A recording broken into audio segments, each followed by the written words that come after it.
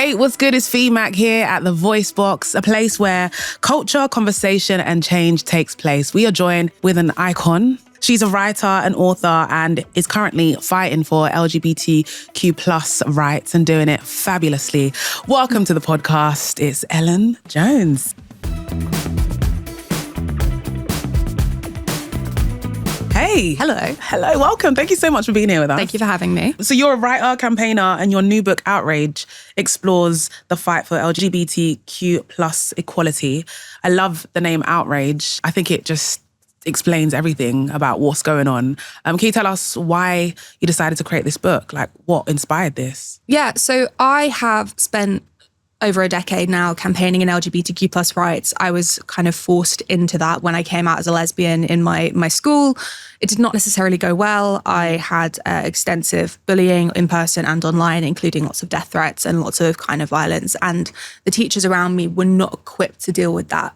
I don't actually think they were fundamentally evil. I just think they were ignorant. And we have to remember that in this country until 2003, it was illegal to mention being gay in classrooms. Teachers were educated under that. So I sort of had to do this job of really advocating and educating for LGBTQ plus rights, which I shouldn't have had to do it as a child, but I did. I spent then, continued over a decade and finished my dissertation at university and thought, I should probably write a book now. And interestingly, the book that I pitched to my publisher is not the book that I wrote. I originally wrote about how mainstream visibility is not the same thing as equality and the risks of assuming that was the case. And my publisher very cannily said, you should make it about the current issues that people are facing and give them an explanation for someone who's a generally compassionate human being, but doesn't know what they don't know. Right. Doesn't understand, has maybe read things in the press that's wrong and that's incorrect, and wants to know how they can help. Because I think a lot of people, and having been on tour across the UK, a lot of people want to help. A lot of people want to understand, but they're scared of getting the language wrong. They're scared of causing offence. They're struggling with how to navigate these conversations. And actually, I knew that I could leverage my knowledge and experience to create a book that would empower people, but also didn't underrepresent how challenging a situation we're in right now. It took 5 years from kind of initial idea to completion. And over that time, we've just seen a massive rollback of rights. Wow. And that's the thing. And it shouldn't have to take, a young person to have to write about this and speak up and educate about this to other people. I think it's so ironic that we have to educate people on the ignorance that they have, but you're doing it. And I don't know how you bear that on your shoulder. Like, how does that pressure feel like? I think I didn't always get it right. And I think for a long time when I was doing work, particularly work related to the media, people just wanted my trauma and they didn't want my insights. And actually, the skill that I have, I fundamentally believe that everyone has something they can bring. And the skill that I have is taking huge amounts of knowledge and making it digestible.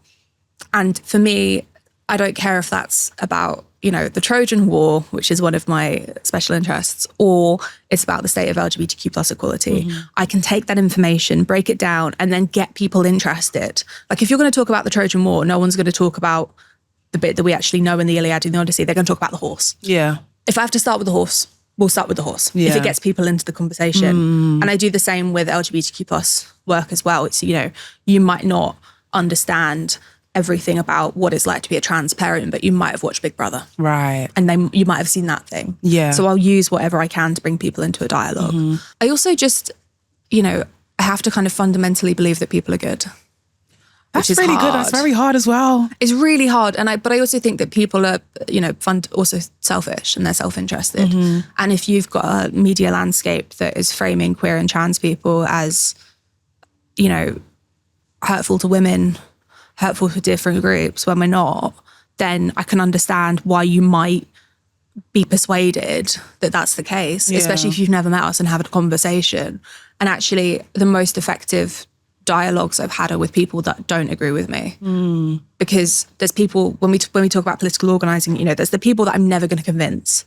I'm not going to try to. Yeah. But there's also people who are gettable. And I'm really good at getting the gettable people on side. And it might take time. It might take explanation. It might take, bringing in different perspectives. Because of being queer and trans, it's not always visible. Yeah, it's a marginalization that sometimes is apparent but often isn't. And so it's not like you can go and ask someone in the street and that would be rude to, but you're surrounded by queer and trans people every day, whether you like it or not. Yeah, that's true. And don't know. And so, because funnily enough, despite what the media believes, we don't talk about it all the time. We're just out, we're doing our taxes. Yeah, just we're getting our coffee in the we're getting our coffee in the coffee shop. Yeah. We're petting the dogs. We're walking by the sea. You know, we're not necessarily this like angry mob. Sometimes we are, but you know, and I think it's really interesting that, you know, the work that's done is just completely, misrepresented. You know, we shut down Whitehall at Trans Pride this year. It wasn't on the press anywhere. It wasn't in the media. But that was, you know, and that was, you know, I'm disabled as well. And that was Trans Pride is led by disabled people, London Trans Pride. Disabled people to the front. Wow. You know, we are, and it's a very, very diverse group of people at Trans Pride, from, you know, trans migrants to members of local churches that came to like homeless LGBTQ plus people to people who've got no connection at all. Yeah. All there. It's not what it's made out to be at all. Yeah. And it's great to have someone's perspective like yours to, you know, share your experiences and get the gettable, as you just said. Since the release or the writing of your book, you said that there's been loads of changes in the way we've seen LGBTQ plus communities. What would you say the state is of equality in LGBTQ plus in 2025? I mean, since I published my book, the Lemkin Institute for Genocide has red flagged the UK for a genocide against trans people. You know, we've slid down the rankings. When I came out as an as a lesbian in 2012, we were the top in Europe for LGBTQ plus rights. We're 22nd now. Oh my gosh. We've gone down from 17th to 22nd, and the only countries that are sliding down at an equivocal rate are Hungary and Georgia. That is disappointing. Both have fascist governments. Yeah. We are desperately and terrifyingly sliding further and further to the right and further into fascism. And queer and trans people have always been the kind of communities that are targeted most and first often as well. And so it's a really, really terrible situation to be in. In the States, you know, my book was published, my book went to print the same week Trump was reelected. So I've just been rewriting for my edits for my paperback that comes out in January and reflecting on what's happened over in the States, which again has just been truly horrific. One of the things that people don't realize, and that I was really keen to emphasize in my book, is that, you know, LGBTQ plus rights don't exist in a vacuum.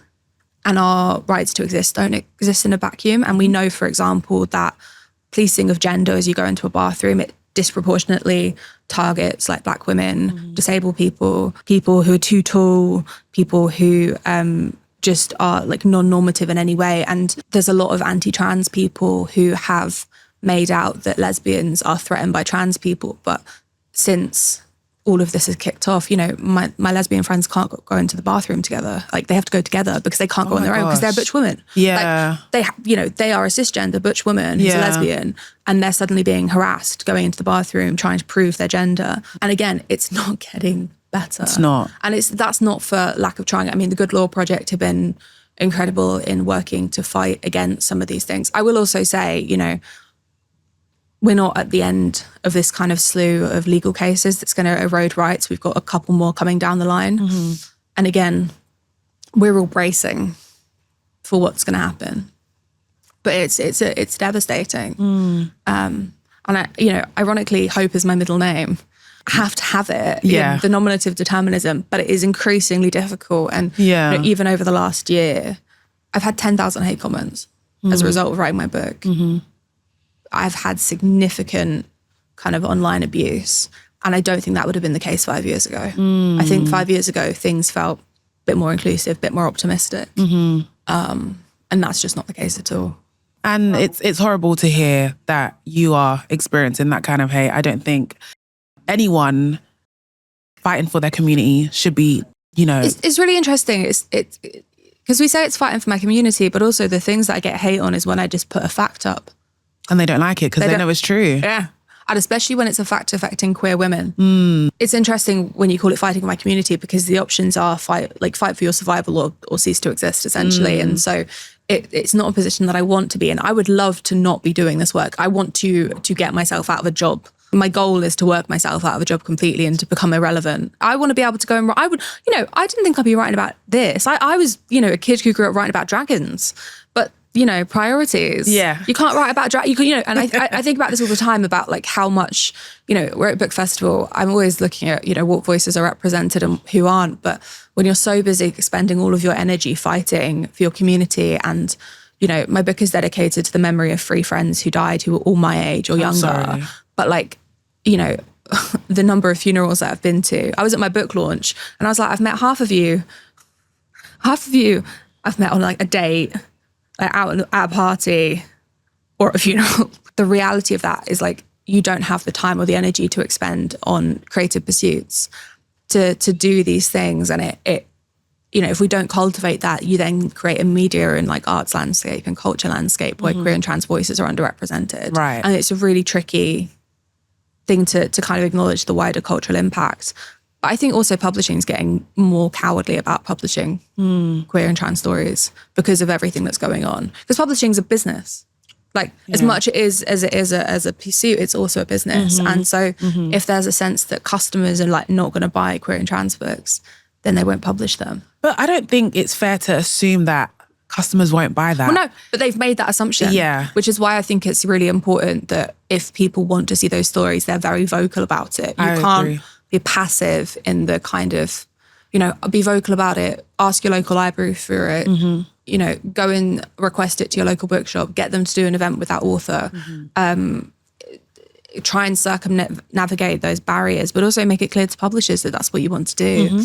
And you want to see those voices. And you want to see the voices that are like not already represented. Yeah. When you're an author, you're often asked to, where's your book going to sit? And how do you respond to that? Well, but for me, the question is, what if your book isn't like something that sits on the shelf already? Right. What if your voice is someone that's not historically been able to get on those shelves? Yeah. And I think especially as a nonfiction writer, most nonfiction writers are still men, statistically in the UK. When you're writing a nonfiction book gives you a level of credibility. Right. If you're someone who wants to go learn about a topic, and you go and look at your local bookshop's nonfiction shelf, it's still going to be a bunch of predominantly white men who aren't queer, who aren't trans, who aren't disabled. And their voices are leveraged as like the most knowledgeable. They're the credible voices. They've done the work. And actually, I think that's really dangerous to only have like representation of certain groups in those credible voices. And so it's really interesting doing a nonfiction book and doing a political book, which I didn't intend to write. I didn't want to do politics. I feel like a little bit on the inside of you actually did want to do it, Ellen. I feel like there's a fight. There's a fight, but it's like I think if anything, the fight is more for my community than it is for like dealing with party politics. I knew whilst writing, we had the general election in this country, and then we had the election in the US mid-writing. Within like the last 6 months, we had both elections. Stop. So I knew the entire time that it would either be a Labour government and Trump would get back in. So I'd predicted that a while back and had written with that in mind. And I was correct. But then I think one thing that, we'd hoped that the Labour government might be slightly better. And actually, they've decimated queer and trans rights. Like we are so much worse off under the Labour government, particularly if you're trans, which is bizarre. Who would have thought? Honestly. I mean, I was too young to vote in Brexit, which I always find like hilarious because I'm doing all this work. But I'm like, I'm 27, but I was too young to vote in that. But my do you remember in politics were precedented? Because I don't. Everything's just unprecedented times. Yeah. It feels like it's just always been a madness. Yeah. Could it be a little bit less? It could be, but realistically, no. Yeah. That's not the timeline we're in. It's not. The timeline we're in is just bizarre. But also a time where you've written Outrage and you're gaining so much, support from it as well. Yeah. Maybe a little bit of backlash as well, but all in all, it's creating a reaction. It's getting people thinking and feeling stuff. And I think that's the beauty of writing, that people feel whether they feel anger or they feel, Yeah. you know, representation or excitement. It's interesting because like when your book's on the shelf, you can't tell it's a queer book. Yeah, you can't. Because 2 reasons. One, people live in unsafe situations. So if you want to learn, but you're not in a house or a home where that's going to be acceptable, you can have it on your shelf and no one's going to notice. Right. But also like on the tube and the train, I've had people like spit on me for reading a queer book on the train. Like sorry. But that's the reality. So Yeah. I wanted no one to be put in an unsafe position. But my book is not for queer and trans people. My book is, I mean, it's an opportunity to learn and to learn about different parts of our community and raise awareness of stuff that's going on that, you know, you might be a bisexual person but don't know what's happening in like the lesbian community or with trans people or with like intersex people. You know, you don't necessarily know everything. Yeah. But also it's an opportunity for like cisgender people, straight people who are just compassionate human beings. You know, you can if you're a teacher, just flick to the education chapter. Right. You can read that chapter in isolation. Yeah. And at the end of the chapter, get some bullet points about what you can do. You know, I wanted to give people no excuses. Yes. You know, I was also very clear not to be prescriptive in my solutions because what I can do as me is very different to what you might be able to do with your positions of maybe power or privilege or also like not having that. But the thing, I think everyone has something, and you know, working in community as I do, and also as a disabled person, we talk about interdependence, not independence, interdependence. We look at like how you can bring whatever you can bring. And some days you might be in so much pain, you can't do anything physically, but you might have actually access to finances. You might have a skill that you can leverage, or maybe you can't do anything that day and someone else can do it for you. Yeah. You've got to build those movements that are sustainable. Ultimately, like campaigning and building movements is about strategy, and it's about how do you bring what you've got. And it's not necessarily always about having money, because we're as a community, we're passing around the same 10 quid. Like it's an ongoing joke, but you know, we've had to get really clever about how we access things. Yeah. But other communities have that resource. Are you, you know, not a trans person and therefore going to be taken more seriously? Like, can you come and like I do that all the time. I go to my trans friends' medical appointments. Wow. Which is, you know, as a woman, I've experienced like sexism in those contexts, but in that position, I still have more power and privilege. So I'm going to leverage that to help someone. It's like, how can I help? That's so good. And it's teaching people how to be compassionate and be active in that compassion, as opposed to generally, you know, I see a lot of tolerance, and I can't be asked for tolerance. We've got to be intentional. We've got to be intentional, and we've also got to be better all the time. And it's not about not getting anything wrong ever. It's about, you know, if you do get something wrong, making up for it. But also, I think a lot of us would rather you tried with the wrong language than were evil and saying you were good. Like, do you know what I mean? Like, we'd rather you showed up imperfectly. Yeah. Then not show up at all. Because it's true, like life is about community, and I think somewhere along the way we kind of forgot about that. I would say maybe COVID and the pandemic played a part. We were just really isolated and everyone just stayed in that isolation. Whereas like, you know, using your resources, as you said, showing up for your community however you can is an underrated skill, underrated thing to have. What does accountability look like, you know, for governments and institutions when it comes to LGBTQ plus rights? I mean, where does one even start? I think they are going to I think the Labour government are going to recognise at the next election how desperately they have messed up. It didn't just happen. Yeah. Like situations arise because of neglect, because of discrimination, because of a lack of valuing people. And I think the government needs to recognise its actions, unfortunately, come with a body count. I think in terms of accountability, this government won't be held accountable until it's in The Hague is probably the answer to that question. But the less dramatic answer is like, we have to keep at them and we have to continually make it clear. I think also, you know, the government are being awful because they know there isn't an election for another 4 years. We have to have longer memories than 4 years. Yeah. I think Zach Polanski's thing of make hope normal again is great. It's a way of appealing to people who are being disenfranchised and then recruited by reform. Yeah. Because they feel like there's nothing else. But then there is hope. You know, in Margate, they tried to organise the fascist protest a couple of weeks ago. 7 fascists turned up. 300 counter-protesters showed up. Wow. To show up for the community. And it was a day of like celebration and a launch of a new space for People Dem, which is like a Black-led organisation in Margate. Like there is great work doing it, but also we have to build the movements that are sustainable. Yes. Because you can't just do it once. No. And I think that's the tricky thing is like, how do you build progress of people for whom showing up is, being a visible trans person is dangerous right now. Yeah. Being a person of color out on the street is dangerous. Being a disabled person, you might not actually be able to get to the street. Yeah. Like, how do we show up for movements that aren't just our own? And I think that solidarity has always been really, really, really key. Mm-hmm. There's a thing called the 504 sit-in, which happened in the States, which was a disability rights protest. They basically shut down this FBI building. Disabled people shut it down because they weren't being taken seriously about their rights. And, these were people who needed like lots of support and care as well. The FBI shut down the phones. So the deaf people signed out of the window. Oh my gosh. And communicated with the people in the street. Wow. The Black Panthers showed up and fed them. Yeah. Lesbians from the lesbian bar, one of the lesbian bars came and washed people. They got a gallon of soap and they just came and washed people who weren't able to do it for themselves. That's community. Yeah, and that's community. And it's about like, I support you, you support me, wherever you are, wherever you come from. And like, I think we need to get better at that.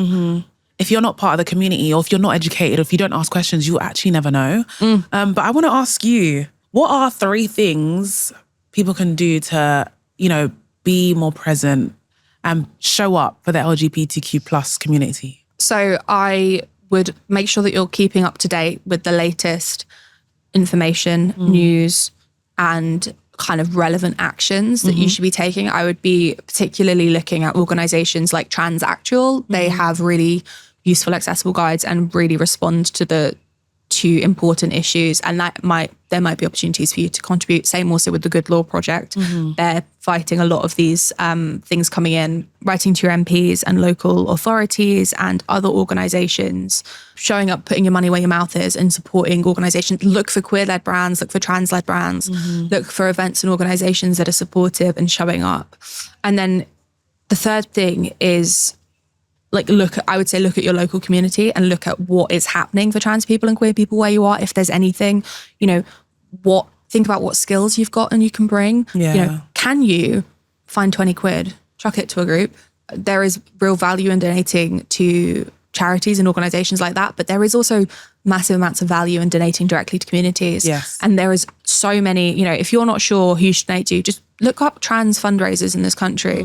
We can't necessarily fix the medical neglect that's happening overnight, but we can give trans people money to access private healthcare because that's the only option right now. So give people the money, find the resources. But again, it's like, if someone has surgery, can you make sure that they get fed? Can you make some food up, put it in some Tupperwares, take it round to them and stick it in their freezer? That is community. But you can't do that if you don't build those connections. So just be nice to people and do what I do, talk to strangers in pubs. That's genuinely how I wrote my book. That's so good. Because people tell you what they think. Yeah. People tell you what they think, and they, I can win them round. I have had the best conversations with random people on dog walks. I don't even have a dog. I just like petting them. So I just walk around Margate. What's the conversation starter? Can I pet your dog? The conversation starts, I get chatting to people. I go, oh, how old is it? What breed? Is it a rescue? Yeah. And but that then you build a connection with people that way. And there's someone that I was walking on the beach with who's a very very staunchly Christian person, and she's like, I don't get it, but I also don't hate you. Can I ask some questions? But I wouldn't have been able to do. She wouldn't be able to do that if we hadn't bonded over the fact that she's a very cute staffy. There we go. It's building those connections with people, and also, I always say, I don't care if you like us. I really don't care if you like queer and trans people. I just need you to recognise that our human rights are all interrelated. Yes. If you take it off us, it's easier to take off you. Yes. And I think that's the part of the conversation that is really neglected. Is, for example, the reason they're trying to take away trans rights is that it means that you can take away reproductive rights. If you stop trans young people accessing gender affirming care, because you're saying that they're not competent, you've not got Gillett competence, then you can then say, well, these people, young women can't access the pill, for example. It's the same situation, and it's also the same actors and same funders. And I think we have to recognise that the forces that we're acting against are big. Yes. But you know what? We are bigger if we try and if we, get ourselves in gear. And I think one of the things that's really hard is knowing that all this work's happening and seemingly nothing's happening. That's where we need the allies to get involved and actually start doing some allyship. It'd be interesting to see, the younger generation. I say that at the age of 27, but the younger generation. But I meet young people all the time who are There's a primary school in South East London that's got a house named after me. They've got David Attenborough House, Mallory Blackman House, and Ellen Jones House. It's yellow though, but it's not purple. It's not purple. But you know, this kid came up to me who was 11. Oh no, I think she was 9, and she said, "I'm bisexual. What's it like to be gay?" And that was her question. You know, I think politicians have really got to watch out because the young generation is so accepting of trans people, so accepting of queer people, that they're going to lose customers, voters and supporters unless they get themselves in gear and get on board with the agenda of, you know, I do have an agenda. I know there's like this the trans agenda, the queer agenda. It's like, no, the agenda is treating people like human beings. Literally. But if you can't do that, then your business can fold. Your government can get out. Yeah. I don't mind. Because regardless of your gender, what you look like, everyone's a human being. Yeah.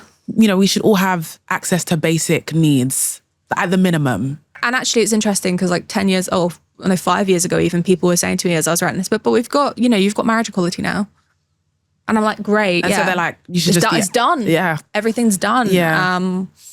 Nothing more needed. Yeah. And I'm like, that apathy was catastrophic. Yeah, that's very dangerous. Because we knew it wasn't, but everyone else was like, well, we got marriage. Because marriage is important to like straight cis people, but also like so is healthcare. Absolutely. Well, Ellen, middle name Hope Jones, if you could share something that keeps you hopeful in this time, what is that? Who are they? What do they look like? It's a tough one. Yeah, like the crickets whilst I think about this. But do you know what it is? It's the people who take me out for coffee. Nice. I think it's the people who bump into you in the street and check in and ask about stuff. I think there's a lot of queer and trans people at the moment who are like barely holding it together because it's a rough timeline that we are in. Yeah.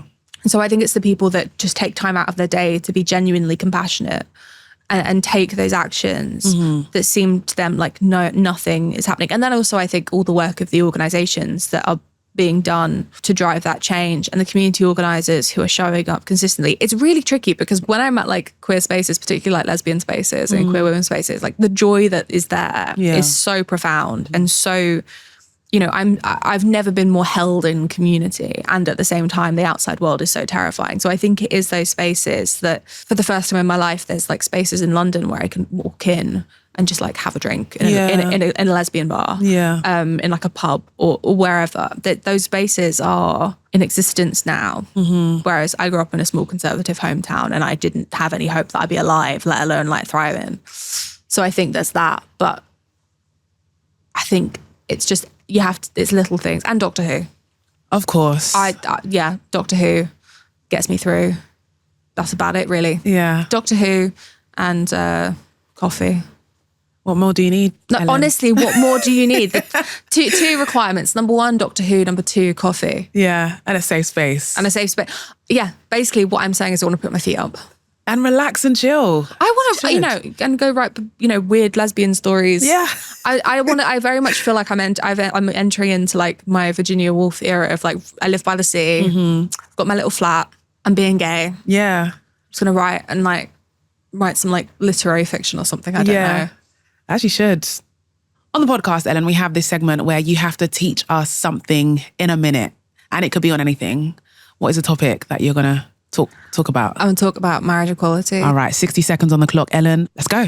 So marriage equality is often heralded as the thing that was the big achievement for LGBTQ plus rights. And I controversially think that it also led to them regressing. Lots of LGBTQ plus rights are relevant, but marriage is the one that often mattered, partly because during the AIDS crisis in particular, it was people weren't able to visit their partners or their spouses, etc., because they weren't recognised legally as being married. So it was really, really important and mattered for a lot of different people. However, it also led to widespread apathy. Simultaneously, all the press had been about marriage equality. There was loads and loads of news articles about it. What then happened after marriage equality became a fact of law and not just debate was something had to fill that void. So 6 months after we have the marriage equality debate go through, we see this massive influx of anti-trans press. And that is bad. It is bad. Thank you so much. You done that so well. An educated queen. Educated. Your face every time I say something, you're like, huh? I'm like, you're like, ooh. I'm learning today. That was fabulous. So we also have something else that we do on the podcast is for you to share something that you have changed your mind about Ellen Jones.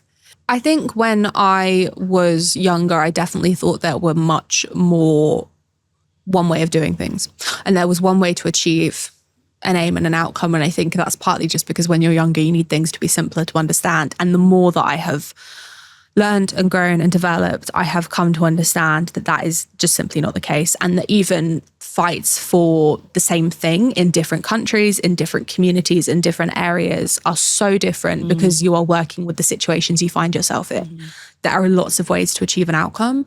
And there's also lots of ways and considerations of things that I wouldn't even have known about if I hadn't have thought about it or been educated about it. So I think definitely thinking about the diversity of ways of approaching things. That's the thing that I've changed my mind on because I was very much like a militant, like this is the way we do things. And the more I have come to understand that is not the case. It turns out humans are diverse and there's like things going on that we didn't know about. Who knew? And that's great. That's actually a great way. And I'm sure talking to so many people that you did when you're writing the book has definitely opened your mind and allowed you to see that. And the range of different people as well, you know, and people sharing things that, you know, I wouldn't even know how to comprehend handling. And also, you know, the solutions can come from strange places. One of my favorite stories is I interviewed this girl called Lucretia, who's a trans girl, and she's my age. And she was living at the time that I interviewed her in refugee camp in Kenya. She's Ugandan. And I was checking in with her just the week I went to print doing the final edits. And I'm like, she's in a house, like a house with walls. She's not out, like what? On her Instagram. And there's this block called Block 13 where they've put all the queer and trans people. A bunch of queer people, the other side of the world in New Zealand, decided, no, that's not on, that these people are being treated in this way. One of their friends was burned alive in the camp. And you know, they just basically decided, we're going to do like a drag night, like a cabaret night, and we're going to raise some money for them. So they did that, and they did that some more, and they built that community between them. I think it's called Queers of Joy, the organisation. Got picked up by the press. Might be Australian, actually. But it was picked up by the press. And then because of that, Amnesty International got her out, and she's in Canada studying her degree. Oh, beautiful. With her boyfriend. And like, that's, you know, that's people the other side of the world you've never met, you've never had any interaction with, deciding this isn't okay. And because of that, you know, she was able to get out. And, you know, the transformation in a year is impeccable. And I think we are all a couple of things going wrong from being in dire and desperate situations. Absolutely. We need people to care. And I think that's the thing that brings me so much hope as well, is like, I know that you could be a queer person the other side of the world and I will show up for you. Yeah. And that's the honest truth. Yeah. And what a beautiful story. I feel like it's great that you have so many different perspectives from all the different people you've encountered. And I believe it takes someone who has an open heart and that people can feel really comfortable talking to. Can you tell me just a little bit about, you know, how you are able to relate or find a common ground with so many different types of people? I just don't think it's ever been a challenge for me. It's interesting because, like, being autistic, I find it really difficult to do social things, and I find it really difficult. You wouldn't know that I can't read tell, babe. But I can't read tone of voice, and I can't read facial expression, and I can't read body language. So that can put me in dangerous situations and stuff like that. But it also means that I don't make any preconceived judgments about you. Yeah. If you're someone who's a bit like nervous and shy, I just don't notice. It didn't occur to me that you wouldn't speak to people who aren't like you, and people do that. It's really, because I don't understand stuff, it means that I don't see it.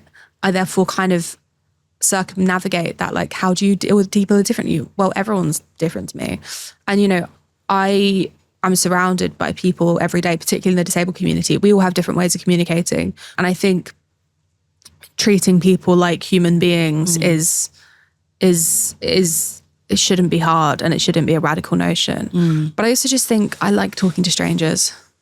That helps. You know, that is genuinely, I mean, I say this to people all the time. If you want to be a writer, talk to strangers in pubs.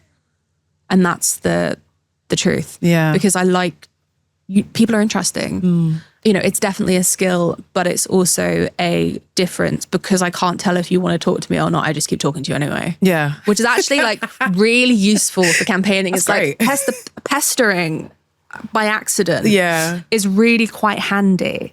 Yeah. Well, thank you for being the perfect guest. You've educated us, you've given us jokes and a whole lot of purple. Thank you. Ellen Jones. Thank you so much, listeners. We will be back again soon in your ears. And if you haven't already, please do go and check us out on social media as well. Thank you so much for listening.